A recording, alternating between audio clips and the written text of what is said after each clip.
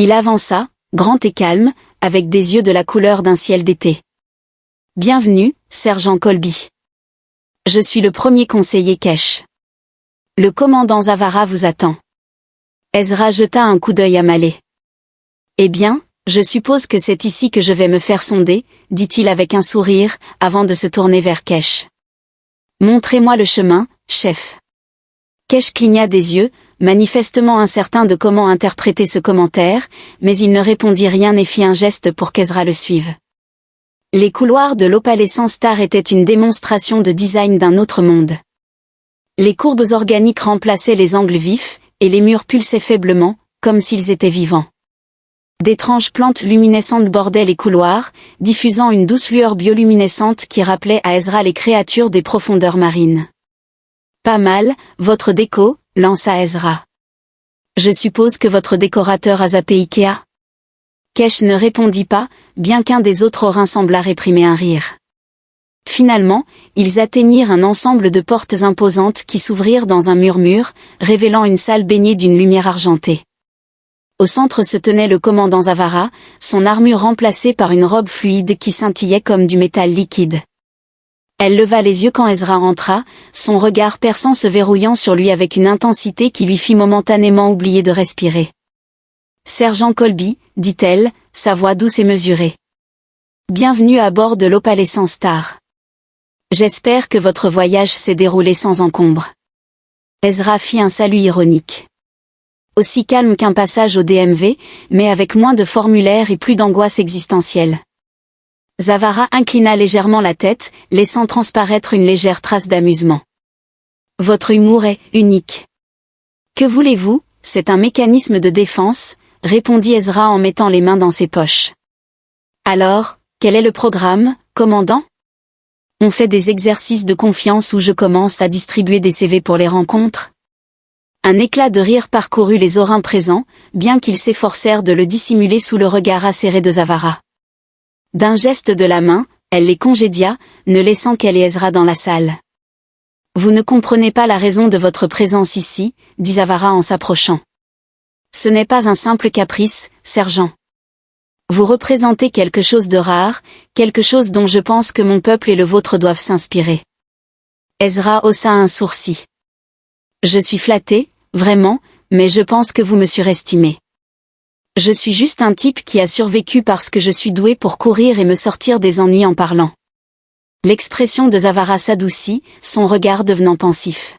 « Peut-être. Ou peut-être que cette adaptabilité est précisément la raison de votre présence ici. L'humour, après tout, n'est pas une qualité que nous, orins, cultivons. Elle nous est étrangère, mais elle m'intrigue. » Ezra ne put s'empêcher de rire. « Donc, vous dites que je suis une sorte d'ambassadeur intergalactique de la comédie? Je commence par des blagues de type « toc-toc » ou vous préférez les jeux de mots? » Zavara ne rit pas, mais ses lèvres se pincèrent légèrement, comme si elle essayait de réprimer un sourire. « Il y aura du temps pour explorer cela plus tard. Pour l'instant, j'ai arrangé des quartiers pour vous. J'espère que vous les trouverez confortables. » Les quartiers d'Ezra s'avérèrent être bien plus luxueux qu'il ne l'avait imaginé. Le lit était une merveille d'ingénierie extraterrestre, ajustant sa forme et sa fermeté au fur et à mesure qu'il s'allongeait. Une console murale affichait des projections holographiques de paysages orins, leurs couleurs vives et surréalistes. Il faisait les 100 pas dans la pièce, essayant de comprendre la tournure surréaliste que sa vie avait prise. Il avait l'habitude du danger, certes, mais ce n'était pas le genre de situation dont il pouvait se sortir avec des coups de poing ou des tirs. Alors qu'il se demandait si l'orbe lumineuse dans le coin était une lampe ou un appareil de surveillance extraterrestre, la porte émit un carillon. « Entrez », appela Théil, à moitié convaincu que ce serait Zavara en personne. À la place, ce fut Kesh qui entra, portant un plateau avec ce qui ressemblait à un bol de liquide scintillant. « Votre sustenance du soir », annonça Kesh en le posant sur une table voisine. Ezra observa le bol d'un œil méfiant. « Ça va sortir des tentacules et essayer de me manger ?» Kesh fronça les sourcils. « C'est un gel synthétique riche en nutriments. Tout à fait consommable. » Ezra attrapa une cuillère et goûta prudemment le gel. À sa surprise, il avait un goût de miel mélangé à des agrumes. « Pas mal », admit-il avant de sourire. Mais si c'est de la haute cuisine alienne, vous allez adorer les tacos terriens. Kesh lui lança un regard vide. Tacos? Ezra sourit. Plus tard cette nuit-là, allongé dans l'étreinte mouvante du lit extraterrestre, Ezra fixait le plafond, qui affichait une douce lueur aurorale. Dans quoi est-ce que je me suis embarqué, bon sang? Murmura-t-il. Ailleurs, dans l'immense vaisseau, Zavara se tenait sur un balcon surplombant les étoiles, ses pensées errant vers cet étrange humain placé sous sa responsabilité. Pour la première fois depuis longtemps, elle ressentait les premiers frémissements d'une émotion qu'elle n'arrivait pas à nommer. Et, à sa manière, Ezra commençait à ressentir quelque chose aussi. Le matin où ce qui tenait lieu de matin à bord d'un vaisseau alien en orbite dans l'espace profond arriva avec un doux carillon, les murs des quartiers d'Ezra passant graduellement du violet à l'or. Ezra grogna en se tournant dans le lit, qui s'était contorsionné pour s'adapter à ses membres endoloris. Génial, mon réveil fait un spectacle de lumière, marmonna-t-il en balançant ses jambes hors du lit. Il plissa les yeux en regardant le panneau holographique sur le mur. C'est tactile ou sali dans les pensées? Parce que je vous préviens, je pense en dessins animés avant mon café. Avant qu'il ne puisse toucher l'écran, la porte s'ouvrit en glissant, laissant entrer Kesh, toujours aussi rigide et formel. Bonjour, sergent Colby, dit Kesh, sa voix dénuée de la moindre trace de bonne humeur. Le commandant demande votre présence dans la salle d'observation. Ezra esquissa un sourire. Laisse-moi deviner, elle veut enfin entendre cette blague, toc toc, que je peaufine. Kesh cligna des yeux. Toc toc. C'est une chose humaine, répondit Ezra en agitant la main. Allons-y, chef. Voyons ce que la commandante a concocté pour moi aujourd'hui. La salle d'observation s'avéra être une vaste pièce sombre offrant une vue panoramique sur les étoiles.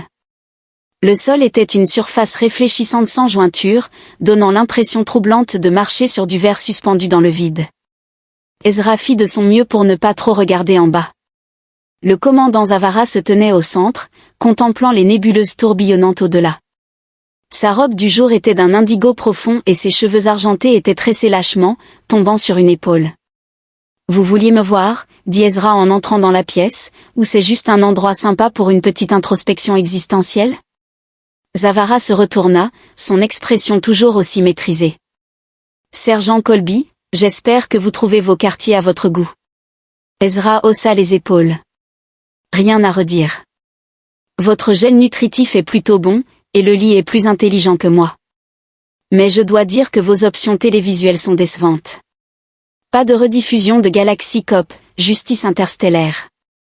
Un vrai scandale. » Zavara inclina légèrement la tête, un sourire presque imperceptible effleurant ses lèvres.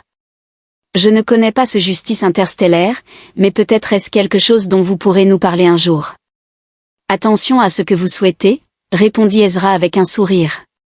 Zavara fit un geste vers les étoiles. « Savez-vous où nous sommes, sergent ?» Ezra plissa les yeux en observant les couleurs tourbillonnantes de la nébuleuse. « Quelque part suffisamment loin de la Terre pour que mon abonnement Amazon Prime soit inutile. » Elle ne rit pas, mais le léger mouvement de ses sourcils suggéra qu'elle trouvait ses plaisanteries divertissantes. « Nous sommes dans l'expansé de Voral, une région de l'espace non réclamée par aucune faction, mais riche en phénomènes qui restent inexplorés, même par mon peuple. » Ezra croisa les bras. « C'est joli, mais je suppose que vous ne m'avez pas amené ici pour une visite touristique. » « Quel est le but, commandante ? » « Vous dites toujours que je suis ici pour un grand dessein, mais tout ce que j'ai fait jusqu'à présent, c'est raconter des blagues et embrouiller votre équipage. » Marcus est notre invité et il a gagné notre respect, déclara Anus. Sarin esquissa un sourire en coin, ses yeux lumineux se plissant légèrement. Respect, mère? Est-ce tout ce que tu ressens? L'aura de la reine s'enflamma brièvement, une lueur dorée trahissant son calme habituel. Pris entre leurs regards, Marcus ressentit à la fois une montée d'anxiété et une exaltation.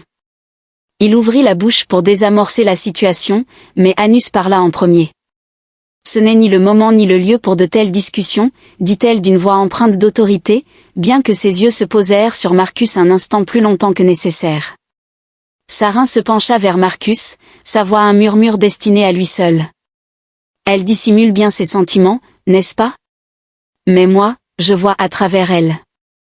Le moment chargé fut interrompu par un doux tintement, signalant l'approche d'un ancien allant.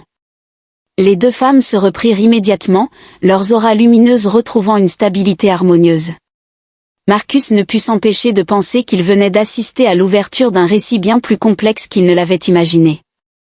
Plus tard dans la nuit, alors qu'il reposait dans ses quartiers à bord du Stellar Pioneer, Marcus ne pouvait s'empêcher de repenser aux événements de la soirée. Les liens qu'il formait avec Anus et Sarin étaient comme rien de ce qu'il avait connu auparavant, profonds, sincères et compliqués d'une manière à la fois exaltante et terrifiante. Il savait que sa présence sur Alia avait déclenché quelque chose, une chaîne d'événements qui façonnerait non seulement leur vie, mais aussi l'avenir de leurs deux espèces. Pour le meilleur ou pour le pire, il n'était plus un simple observateur. Il faisait désormais partie de cette histoire, un fil tissé dans la trame de leur vie. Alors qu'il s'endormait, ses rêves furent peuplés de figures lumineuses, Anus et Sarin, leurs yeux brillants l'observant avec un mélange d'affection et de désir. Quelque part, au plus profond de lui, Marcus savait que son voyage sur Eloria était loin d'être terminé. Le festival de l'unité était une célébration comme Marcus n'en avait jamais vécu. Alia semblait prendre vie, ses villes cristallines résonnant d'une énergie harmonieuse palpable dans l'air même. Les huans s'étaient rassemblés sur la grande place centrale de leur capitale, leurs formes lumineuses dansant dans une symphonie de lumière et de son. Le festival n'était pas qu'un moment de joie, c'était une convergence spirituelle, un temps où chaque être de la planète se joignait à une expression collective de gratitude et de connexion. Marcus était le seul humain présent, mais il ne se sentait pas à l'écart. Les huans le traitaient comme l'un des leurs, leur sourire chaleureux et leur voix mélodique lui donnant un profond sentiment d'appartenance qu'il n'avait pas anticipé. Pourtant, malgré la chaleur de la foule, son attention revenait sans cesse à deux figures, Anus et Sarin. La reine portait des vêtements cristallins fluides qui scintillaient comme une lumière stellaire liquide, sa présence à la fois imposante et sereine. Sarin, se tenant à ses côtés, arborait une tenue plus simple, mais son énergie juvénile et sa beauté la rendaient tout aussi rayonnante. Lorsqu'elles s'approchèrent de Marcus, la tension entre elles était palpable, une sous-courant silencieux sous leurs expressions cordiales. « Marcus, dit Anus d'une voix douce mais assurée, voulez-vous vous joindre à nous pour la cérémonie de l'Ascension ?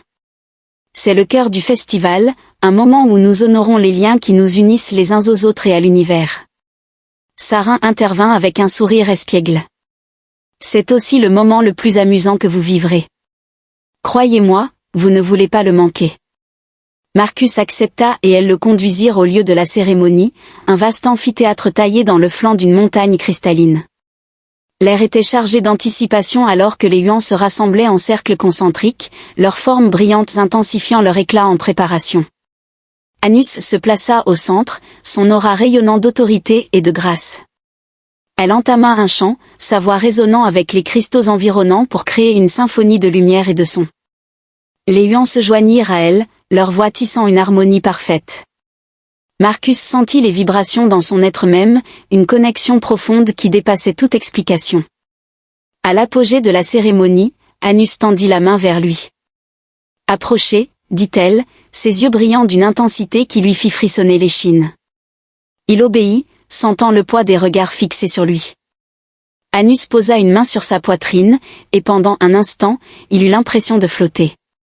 Sa voix emplit son esprit, non pas sous forme de mots, mais d'émotions, compassion, curiosité et quelque chose de plus profond, quelque chose qu'elle avait gardé enfoui jusqu'à présent. « Vous êtes plus qu'un visiteur, Marcus, dit-elle, ses pensées se mêlant aux siennes. Vous êtes un pont entre nos mondes, un symbole de ce que nous pouvons accomplir ensemble. » Avant qu'il ne puisse répondre, Sarin s'avança, son aura flamboyant d'un éclat juvénile. Elle posa une main sur son autre épaule, ses émotions se déversant en lui comme un torrent. Là où la présence d'Anus était calme et mesurée, celle de Sarin était vibrante et électrique. « Mère parle de pont et de symboles, dit-elle d'une voix espiègle mais sincère. Mais moi, je vous vois tel que vous êtes, un individu avec des rêves et des désirs, comme moi. » L'énergie combinée de leurs auras submergea Marcus, le remplissant d'un sentiment d'unité et d'appartenance qu'il n'avait jamais ressenti auparavant. La cérémonie se termina dans un crescendo de lumière et de son, laissant la foule dans une admiration silencieuse. Mais pour Marcus, la véritable révélation arriva plus tard dans la nuit.